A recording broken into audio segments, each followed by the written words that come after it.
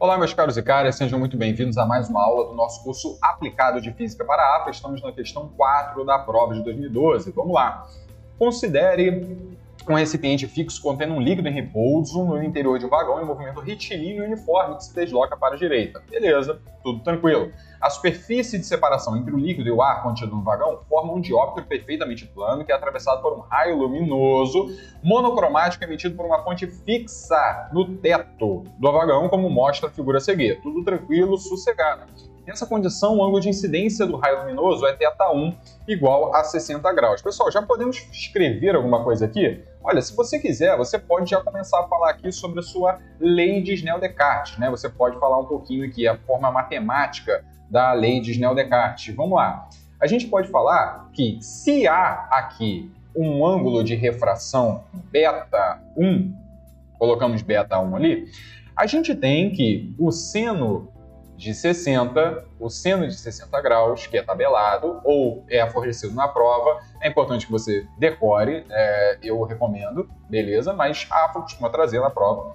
O seno de 60 graus vezes o índice de refração do ar, vou botar aqui NA, não precisa colocar 1, só se trouxer na questão, mas bota NA.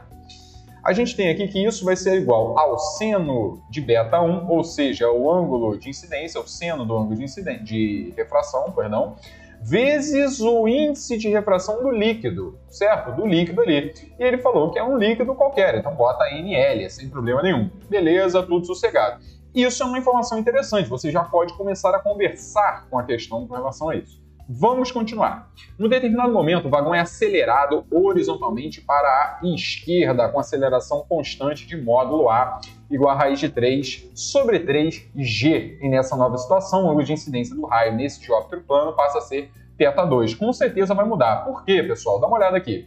Imagina que você esteja com o líquido dessa maneira, como você está vendo aqui. Ó. Vem comigo aqui. Aqui está o líquido, né? Aqui está o líquido, beleza. Isso no movimento retilíneo uniforme, está tudo em equilíbrio dinâmico nesse sentido. Se você acelera o vagão para a esquerda, esse líquido, por reação, ele vai receber, até por inércia, se você quiser, mas é por reação, ele vai receber uma aceleração para a direita, Nesse sentido, pessoal, como é que vai se comportar o líquido dentro desse recipiente? Ele vai fazer isso aqui, ó. Ok? Ele vai se inclinar dessa maneira. Qual é a explicação com relação a isso? Pessoal, no movimento retilíneo uniforme, que você está vendo anteriormente, eu vou apagar isso aqui para não ficar tão poluído. Mas olha só, no líquido anterior, né, na situação anterior, eu tenho um campo gravitacional, e aqui eu vou representar aqui os vetores, as linhas de força desse campo gravitacional, incidente perpendicularmente ao seu líquido, de modo que essa área ocupada pelo líquido seja a maior possível em contato com esse campo gravitacional, com essas linhas de força, beleza?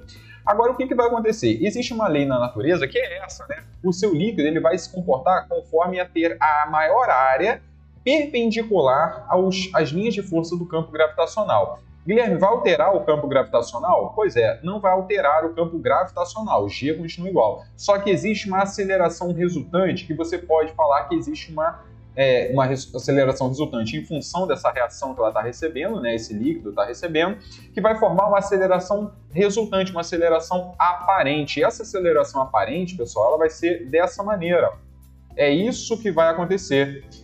Antes, eu só tinha um G para baixo, não tinha outra aceleração no seu sistema. Agora, você tem uma outra aceleração. Então, vem comigo aqui. A gente tinha G para baixo, dessa maneira como você está vendo. E era a situação anterior, beleza. Só que agora, por reação, existe uma aceleração para a direita que esse líquido está sofrendo.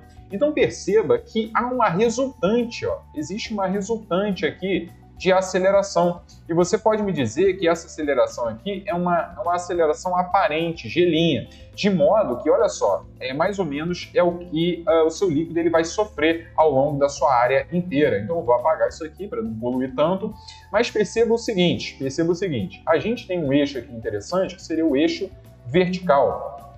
Esse eixo vertical é importante que você desenhe, beleza? A gente pode adaptar ali para o centro de massa do seu, é exatamente no meio, né? A gente pode adaptar isso aí, o centro de massa, o eixo do centro de massa do seu líquido. Então perceba o seguinte, o seu A, vamos tentar botar algumas pontinhas já aqui. O seu A, pensando em módulo aqui, né? Pensando em módulo do seu A, vai ser igual a G raiz de 3 sobre 3, pensando em G como módulo de G também, né? Agora dá uma olhada, você tem ângulo aqui já, né? Você já consegue calcular um ângulozinho, porque olha só, você tem G raiz de 3 sobre 3 ali em cima.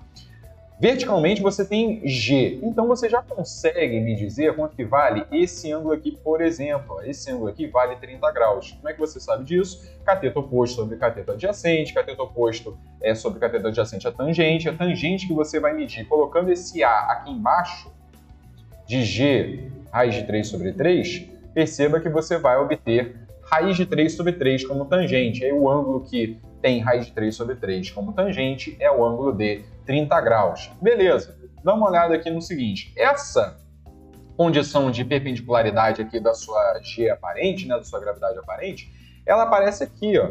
Ela aparece aqui, vamos botar ela perpendicular ao seu líquido. Isso é importante que você saiba.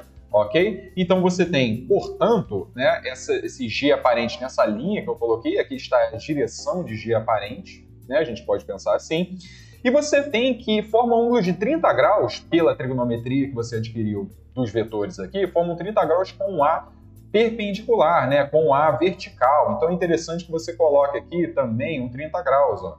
Você já tem aqui um problema de geometria plana para ser resolvido, um problema de trigonometria. Ok, o que você sabe também? Que esse ângulo de incidência, esse F, esse raio luminoso de incidência, ele forma 60 graus com a horizontal, com a vertical. Isso não muda. Perceba que é uma questão de geometria do seu problema. Aquilo não vai mudar. Então perceba que a gente tem aqui o ângulo de incidência, aqui o seu raio incidente, né? O raio incidente, formando 60 graus com a vertical, Então isso tudo aqui vale 60 graus, tudo. Então, meu amigo, olha só, você já tem que esse angulinho aqui é 30 graus. Por que é importante você saber esse ângulozinho aqui, que eu vou até assinalar? Esse ângulozinho aqui, pessoal, por que ele é importante? Porque esse é o seu novo ângulo de incidência. Sim, é o seu novo ângulo de incidência. Pessoal, perceba que ângulo de incidência é o ângulo que você forma com a normal no ponto de incidência. Exatamente essa normal no ponto de incidência é dada pela direção da gravidade aparente. Uma questãozinha belíssima, questão de nível elevado, que a gente tenha um apelo muito de geometria aqui, trigonometria e por aí vai, né? Mas é importante que você tenha calma na hora de fazer essa questão. Bacana a questão, selecionou bem aqui os candidatos, né? Perceba que você tem agora um ângulo de incidência de 30 graus. E antes, Guilherme, antes era 60 graus. Então a gente já consegue fazer aqui algo interessante, né? Perceba que na nova situação, eu vou escrever aqui embaixo, né?